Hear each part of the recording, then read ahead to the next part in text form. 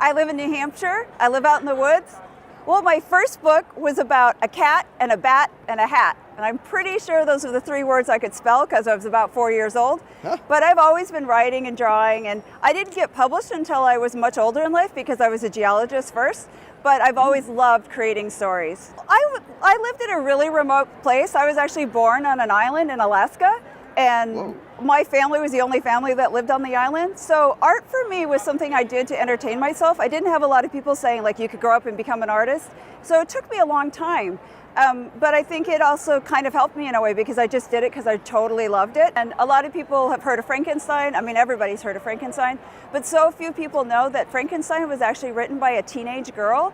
And not only was she a teenager, she was a runaway. Her father cast her out of her home because she fell in love with a married man and she was pregnant, and she lived in a time when women weren't allowed to have an education and they weren't allowed to put their names on her books. She wrote this book anonymously, and yet she changed the course of literature. Her book is still one of the most read books of all time.